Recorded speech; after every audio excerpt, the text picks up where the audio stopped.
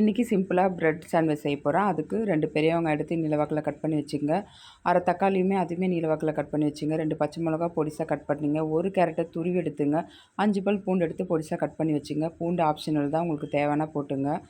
கடாய் சூடானதும் 1 ஸ்பூன் எண்ணெய் சேர்த்துக்குங்க. அது கூடவே அரை ஸ்பூன் சீரகம் சேர்த்துட்டு, சீரகம் பொரிஞ்சதும் நம்ம கட் பண்ணி வச்சுருக்க பூண்டையும் சேர்த்துட்டு நல்லா கோல்டன் கலரில் வர்ற வரைக்கும் நல்லா வதக்கி விடுங்க. இந்த மாதிரி இருக்கணும். அது கூடவே நம்ம கட் பண்ணி வச்சுருக்க தக்காளி, வெங்காயம், பச்சை மிளகா, கேரட் மொத்தத்தையும் நல்லா கிளறி விடுங்க. அது கூடவே அரை ஸ்பூன் மஞ்சள்தூள் சேர்த்துட்டு, தேவையான அளவு உப்பு சேர்த்துட்டு 2 கிளறிட்டு மூடி போட்டு 5 நிமிஷத்துக்கு அப்படியே மூடி வச்சுருங்க. அது வதங்கட்டும். அதுக்குள்ளார நம்ம தவா வச்சுட்டு ப்ரெட்டு டோஸ்ட் பண்ணி எடுத்துக்கலாம். ப்ரெட்டு டோஸ்ட் பண்ணும்போது எண்ணெய் சேர்க்காதீங்க. வெறும் ப்ரெட்டையே டோஸ்ட் பண்ணி எடுத்துங்க. அப்போ தான் கொஞ்சம் மொறுமொறுன்னு இருக்கும் சாப்பிட்றதுக்கு. எண்ணெய் சேர்க்காமல் டோஸ்ட் பண்ணி எடுத்துக்கோங்க. இதை தனியாக டோஸ்ட் பண்ணி எடுத்து வச்சிடலாம். அந்த தவாலேயே ஒரு 2 முட்டையை அடித்து ஊற்றிட்டு நல்லா கிளறி எடுத்துங்க. பொடிசாக நல்லா இந்த மாதிரி நல்லா பொடி மாஸ் மாதிரி பண்ணி எடுத்துக்கோங்க. அதையுமே தனியாக வச்சுருங்க.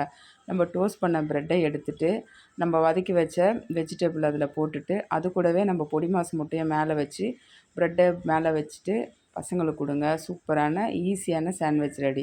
இந்த லீவுக்கு பசங்க இதை செஞ்சு கொடு, அதை செஞ்சு கொடுன்னுவாங்க. வீட்டில் இருக்க பொருளை வச்சு சூப்பராக ஒரு ஸ்நாக் ரெடி பண்ணிட்டோம். இந்த வீடியோ பிடிச்சிருந்தா லைக் பண்ணுங்கள், ஷேர் பண்ணுங்கள், சப்ஸ்கிரைப் பண்ணுங்கள். மறக்காமல் பெல் பட்டனை கிளிக் பண்ணிவிடுங்க.